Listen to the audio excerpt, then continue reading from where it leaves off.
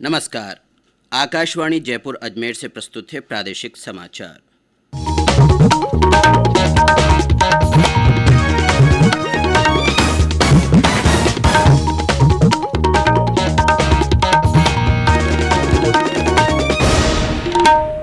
मुख्य समाचार।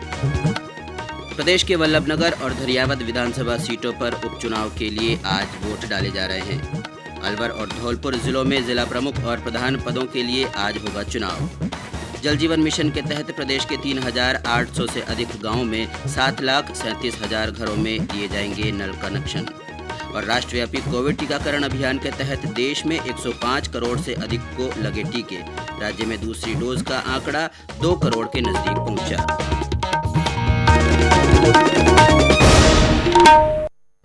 समाचारों के साथ मैं अब्दुल हनीफ।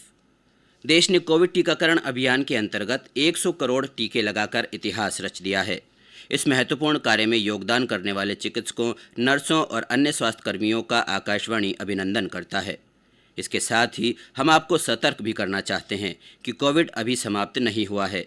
आप सभी से हमारी अपील है कि यथाशीघ्र दोनों टीके लगवाएं और अन्य लोगों को भी टीके लगवाने के लिए प्रेरित करें।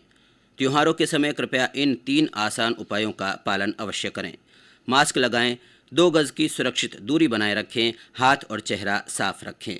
और अब समाचार विस्तार से। प्रदेश के वल्लभनगर और धरियावद विधानसभा सीटों पर उपचुनाव के लिए आज वोट डाले जा रहे हैं।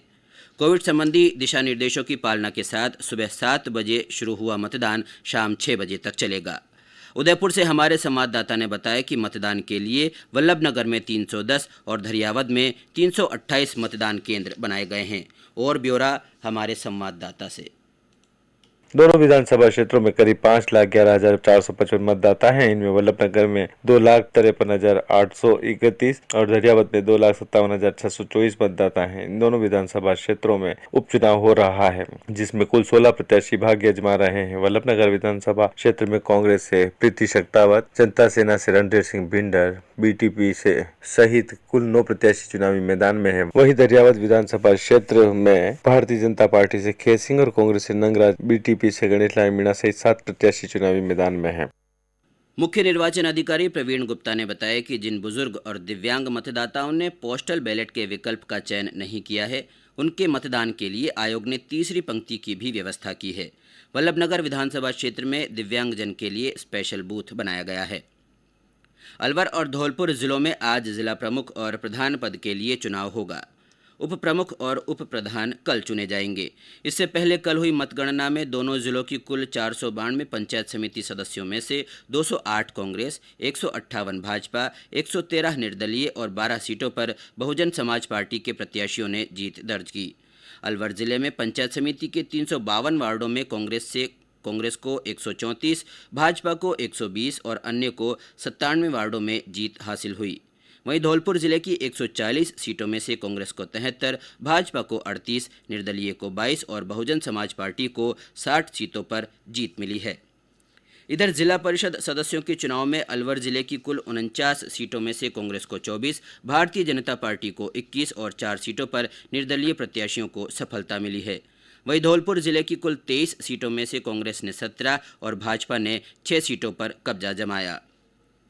प्रमुख रक्षा अध्यक्ष जनरल बिपिन रावत इस वर्ष आकाशवाणी की प्रतिष्ठित सरदार पटेल स्मारक व्याख्यान माला में व्याख्यान देंगे।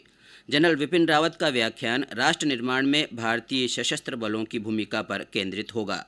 ये व्याख्यान कल सरदार पटेल की जयंती पर आकाशवाणी के नेटवर्क पर रात 9:30 से प्रसारित किया जाएगा। वहीं रात 10 बजे इसका प्रसारण दूरदर्शन के डीडी नेशनल पर होगा। सरदार पटेल स्मारक व्याख्यान आकाशवाणी पर 1955 से प्रतिवर्ष लगातार प्रसारित हो रहा है। प्रदेश के पुलिस बेड़े में 4,438 कांस्टेबलों की भर्ती की जाएगी। ये भर्ती पुलिस कांस्टेबल, कांस्टेबल चालक, कांस्टेबल बैंड और पुलिस दूरसंचार में कांस्टेबल के लिए निकाली गई है। अतिरिक्त पुलिस महानिदेशक विनीता ठाकुर ने बताया कि इच्छुक अभ्यर्थी 10 नवंबर से ऑनलाइन आवेदन कर सकेंगे और इसकी अंतिम तारीख 3 दिसंबर होगी। राजस्थान राज्य प्रदूषण नियंत्रण मंडल ने राज्य के सभी जिला कलेक्टरों को ध्वनि प्रदूषण उत्पन्न करने वाले पटाखों को प्रतिबंध करने के लिए आवश्यक कार्रवाई करने के निर्देश दिए हैं। मंडल के सचिव आनंद मोहन ने बताया कि सर्वोच्च न्यायालय के आदेश की पालना में जयपुर सहित प्रदेश के विभिन्न शहरों में दीपावली पर ध्वनि और वायु प्रदूषण स्तर की जांच की जा रही है। ये समाचार आकाशवाणी जयपुर अजमेर से प्रसारित किए जा रहे हैं। प्रादेशिक समाचार बुलेटिन आप हमारे ट्विटर हैंडल @AIR_News_जयपुर, फेसबुक पर AIR न्यूज़ राजस्थान और यूट्यूब पर राजस्थान AIR न्यूज़ पर भी सुन सकते हैं। बात ये समझो बहना भाई, करो ना तुम अब लापरवाही, यही बात सबको समझाएं, चलो चलो वैक्सीन लगवाएं।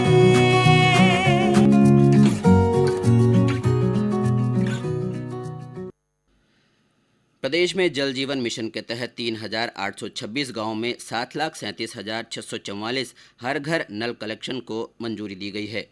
इन पर 8,354 करोड़ रुपए से अधिक की राशि खर्च की जाएगी। जलदाय मंत्री डॉक्टर BD कल्ला ने कल वीडियो कॉन्फ्रेंस के माध्यम से एक बैठक में कहा कि इंदिरा गांधी नहरी परियोजना क्षेत्र में 4 एस्केप रिजर्वायर्स के निर्माण के लिए 1,274 करोड़ रुपए से अधिक के प्रस्ताव को भी मंजूरी दी। जलदाय मंत्री ने बैठक में जालौर जिले में भीनमाल जल प्रदाय योजना के लिए करीब 51 करोड़ रुपए, बाड़मेर शहरी जल प्रदाय योजना के लिए 13 करोड़ रुपए, जयपुर में शाहपुरा के लिए 21 करोड़ रुपए और विराटनगर के लिए करीब 17 करोड़ रुपए के प्रस्तावों का अनुमोदन किया। राष्ट्रव्यापी टीकाकरण अभियान के तहत देश में अब तक 105 करोड़ 46 लाख से अधिक कोविड टीके लगाए जा चुके हैं। वहीं प्रदेश में अब तक कुल 6 करोड़ 23 लाख 92 हजार से अधिक वैक्सीनेशन हो चुका है। 4 करोड़ 24 लाख 79 हजार से ज़्यादा को पहली और 1 करोड़ 99 लाख 2 हजार से अधिक को दोनों डोज दी गई है। इस बीच प्रदेश में चल रहे 3 दिवसीय कोविड टीकाकरण महाअभियान के अंतिम दिन भी आज लोगों में टीके लगवाने को लेकर उत्साह बना हुआ है। कोविड संबंधी राष्ट्रीय हेल्पलाइन नंबर हमारी वेबसाइट newsonair.gov.in पर उपलब्ध है। प्रदेश के 3 जिलों में कल कोरोना संक्रमण के 6 नए मामले सामने आए। वहीं 30 जिलों में कोई नया रोगी नहीं मिला। जयपुर जिले में 4 तथा अजमेर और श्रीगंगानगर में एक व्यक्ति में संक्रमण की पुष्टि हुई। कल इस बीमारी से 2 और मरीज ठीक हुए। अब तक 9,45,440 लोग स्वस्थ हो चुके हैं। सक्रिय मामलों की संख्या बढ़कर 30 हो गई है। 25 जिलों में फिलहाल एक भी सक्रिय रोगी नहीं है। वहीं राज्य में कोरोना के नए मामलों में लगातार कमी को देखते हुए गृह विभाग ने आदेश जारी कर 100% क्षमता के साथ ऑडिटोरियम खोलने की अनुमति दे दी है। आदेश के अनुसार सुबह 6 से रात्रि 10 बजे तक ऑडिटोरियम में उन व्यक्तियों को प्रवेश की अनुमति होगी जिन्होंने वैक्सीनेशन की कम से कम 1 डोज लगवा ली हो। नागरिक विमानन महानिदेशालय ने अंतर्राष्ट्रीय वाणिज्यिक यात्री उड़ानों की स्थगन अवधि अगले महीने की 30 तारीख तक बढ़ा दी है। निदेशालय के परिपत्र में कहा गया है कि अंतर्राष्ट्रीय कार्गो संचालन और विशिष्ट रूप से अनुमोदित उड़ानों पर कोई प्रतिबंध नहीं होगा। केंद्र सरकार ने कोविड के कारण पिछले वर्ष 23 मार्च से अंतर्राष्ट्रीय उड़ानों पर रोक लगा दी थी। बाद में कुछ देशों के साथ बबल व्यवस्था के तहत इन प्रतिबंधों में ढील दी गई थी। और अब आज़ादी का अमृत महोत्सव से जुड़ी खबरें।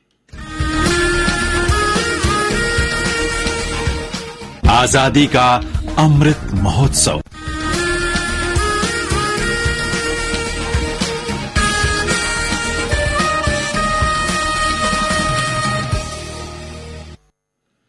आज़ादी के अमृत महोत्सव के तहत कल सरदार वल्लभ भाई पटेल की जयंती मनाई जाएगी।